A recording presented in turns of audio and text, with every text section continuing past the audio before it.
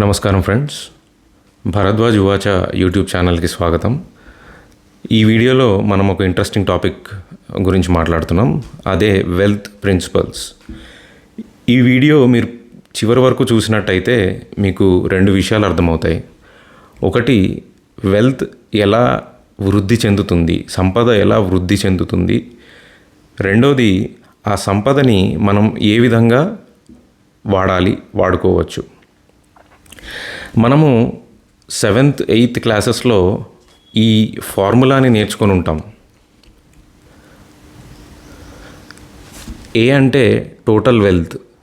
Total wealth మనం P అనే ప్రిన్సిపల్తో start అయ్యి ఆర్ అనే ఇంట్రెస్ట్ రేట్తో టీ అనే టైం వరకు ఆగితే ఏ వాల్యూ ఎంత అంటే, ఫర్ ఎగ్జాంపుల్ మనం పి 100 రూపాయలతో స్టార్ట్ చేసి ఆర్ రేట్ ఆఫ్ ఇంట్రెస్ట్ 10% చొప్పున ఒక 1 year ఆగామంటే ఆ 100 రూపాయలు, ఆ ప్రిన్సిపల్ పి అనేది 110 రూపీస్ అవుతుంది.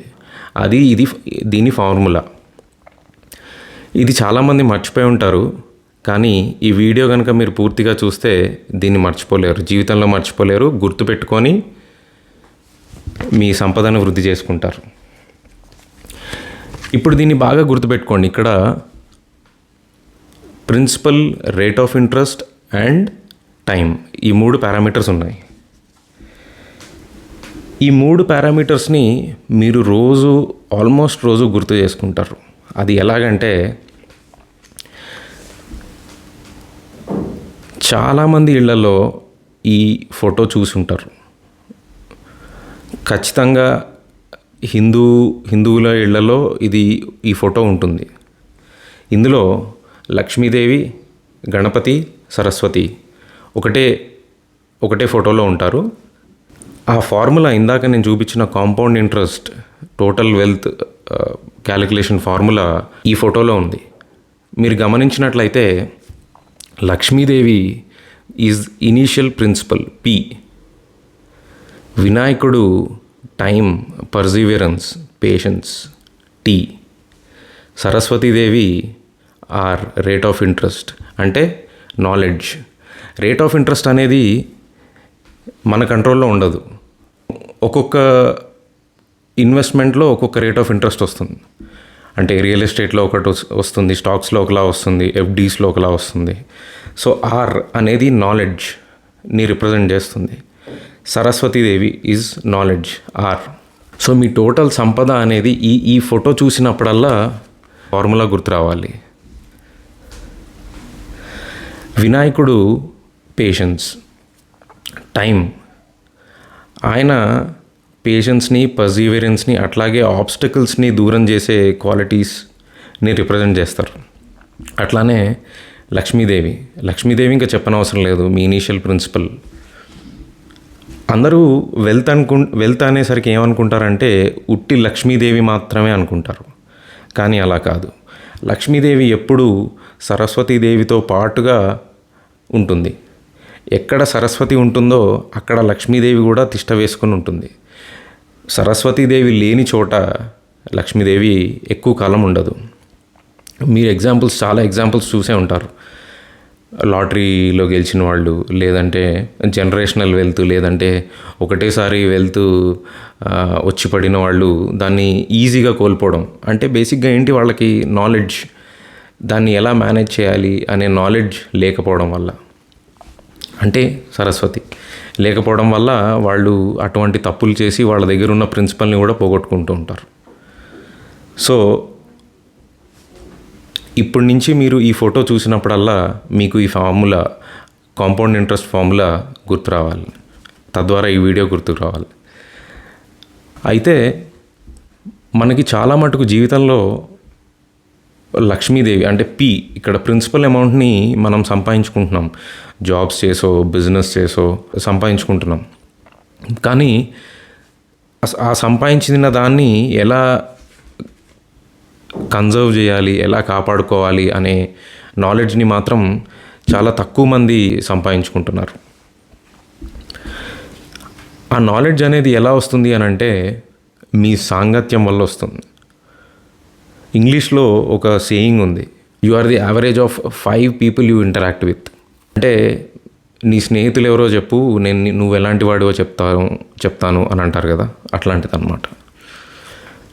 మీ మైండ్ సెట్ని బట్టే మీ వెల్త్, మీ ఫ్యామిలీ వెల్త్ ఆధారపడి ఉంటుంది. ఆర్ కాంపోనెంట్ ఏదైతే ఉందో దాన్ని ఇంప్రూవ్ చేసుకోవాలి అని అనుకుంటే కనుక మీరు ఎవరి దగ్గర నేర్చుకుంటున్నారు, ఎవరి దగ్గర మీ నాలెడ్జ్ అనేది ఇంప్రూవ్ అవుతోంది అనేది అబ్జర్వ్ చేయాలి మీరు.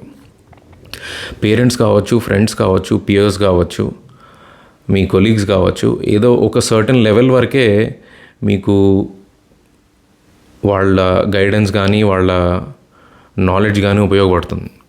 కానీ ఒక లెవెల్ దాటి మీరు పైకి వెళ్ళాలి అని అనుకుంటే ఆల్రెడీ ఆ లెవెల్లో ఉన్న వాళ్ళతో మీరు ఇంటరాక్ట్ అవుతూ వాళ్ళ దగ్గర మీరు శిష్యరికం చేయాలి. అలా హయ్యర్ పొజిషన్స్లో ఉన్నవాళ్ళు మిమ్మల్ని ఫ్రీగా తమ దగ్గర చేర్చుకోరు. కాబట్టి you have to be willing to pay some amount to reach that level. Saraswati Devi మన దగ్గర ఉండాలి, మన దగ్గర రావాలి. రేట్ ఆఫ్ ఇంట్రెస్ట్, ఆ ఆర్ అనే కాంపోనెంట్ని మనం ఎప్పటికప్పుడు ఇంప్రూవ్ చేస్తూ ఉండాలి అని అంటే మన మీద మనం ఇన్వెస్ట్ చేసుకుంటూ ఉండాలి. మన మీద మనం ఇన్వెస్ట్ చేసుకుంటూ ఆ ప్రిన్సిపల్ అనే వాల్యూ పి, లక్ష్మీదేవి వాల్యూని, ఈ రెండింటిని పెంచుకుంటూ ఉండాలి. ఎట్లా అంటే పేషెన్స్తో, టైంని యూజ్ చేసి, గణపతి. సో అలా అన్నమాట. ఇప్పుడు అర్థమైంది కదా. మీరు ఈసారి నుంచి ఈ పటాన్ని చూసినప్పుడు మీకు ఈ కాంపౌండ్ ఇంట్రెస్ట్ ఫార్ములా గుర్తు రావాలి.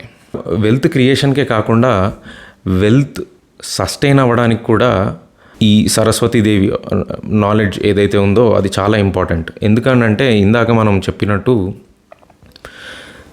లాటరీలో విన్ అయిన వాళ్ళు, లేదంటే సడన్గా వెల్తీ అయిన వాళ్ళ వెల్త్ని ఎంత త్వరగా పోగొట్టుకుంటున్నారు అనేది మనం చూస్తున్నాం.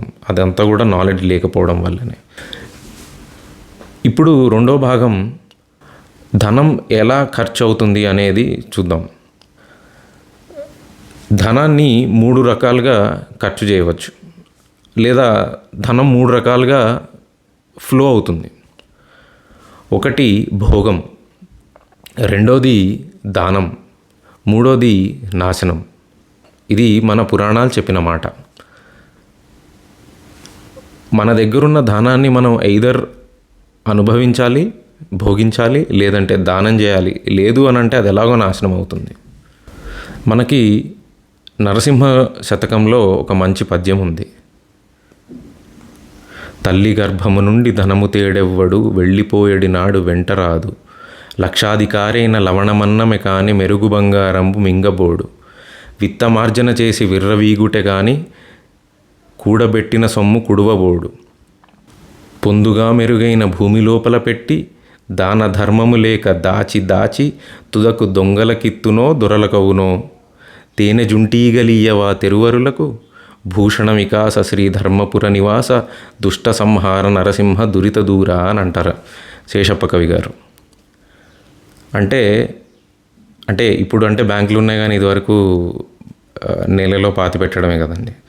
సో అట్లా ఎంతసేపు సంపాదించి దాచుకుందామని చూడడమే కాకుండా దాన్ని ఎలా అనుభవించాలి, ఎలా దానం చేయాలి, లేదంటే ఎలా నాశనం అవుతుంది అనేది కూడా మనం ఆలోచించాలి.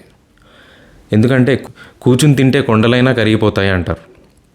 అట్లా ఉన్న సంపదని సరస్వతి ఆర్ నాలెడ్జ్ లేక ఒక 2-3 జనరేషన్స్లో పోగొట్టుకున్న వాళ్ళు ఎంతోమంది ఉన్నారు.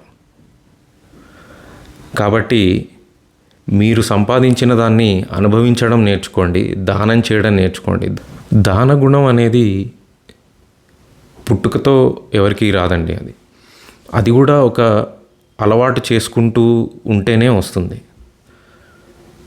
మీరు అబ్జర్వ్ చేయండి, బిల్ గేట్స్ కానీ వారెన్ బఫెట్ కానీ సంపాదించినంత కాలం సంపాదించారు, కానీ వాళ్ళ జీవితంలోని చరమ దశల్లో, అంటే ఈ టైంలో వాళ్ళు వారి వెల్త్నంతా కూడా దానం చేయడానికి ముందుకు వస్తున్నారు. ఎందుకు అనంటే అనుభవించకుండా దానం ఇవ్వకుండా ఉంటే అది అయ్యేది నాశనమే. అది వాళ్ళు కూడా రియలైజ్ అయ్యి 99%, 95% ఇట్లా వాళ్ళు దానం చేస్తున్నారు. కాబట్టి సంపాదనకి కూడా మనకి కావాల్సిన దానికి కూడా ఒక హద్దు ఉంటుంది. చాగంటి వారు ఒక మాట చెప్తారండి, మనకి ఎంత కావాలి అని అంటే కాలి చెప్పంతా అని. అంటే మన కాళ్ళకి, మన కాలి చెప్పు సైజు 10 అనుకోండి, 11 అక్కర్లేదు, మనకి 9 అక్కర్లేదు, మనకి ఎంత కావాలో అంతే కావాలి. 10 కావాలంటే 10 కావాలి. కాబట్టి సంపద కూడా అంతే. ఎక్కువ ఉంటే కనుక దాన్ని ఎట్లా భోగించాలి, ఎవరికి దానం చేయాలి అనేది కూడా తెలిస్తే అది నాశనం కాకుండా ఉంటుంది. మీకు ఈ వీడియో నచ్చింది అనుకుంటాను. ఇది నా ఛానల్లో మొట్టమొదటి వీడియో. ఇందాక చెప్పాను కదండి, తేనె జుంటీగలియవా తెరువరులకు అని. నేను ఒక తేనెటీగనైతే ఈ ఛానల్ ఒక తేనె పట్టు లాంటిది. నాకు రకరకాల టాపిక్స్ మీద ఇంట్రెస్ట్ ఉంది. నేను ఆ టాపిక్స్లో ఉన్నటువంటి మాధుర్యాన్ని మీతో ఈ వీడియోస్ ద్వారా పంచుకోవాలనుకుంటున్నాను, ఈ ఛానల్ ద్వారా. మీకు ఈ వీడియో నచ్చినట్టయితే లైక్, షేర్ అండ్ సబ్స్క్రైబ్ చేసుకోండి. వచ్చే వీడియోలో మళ్ళీ కలుద్దాం. Thank you.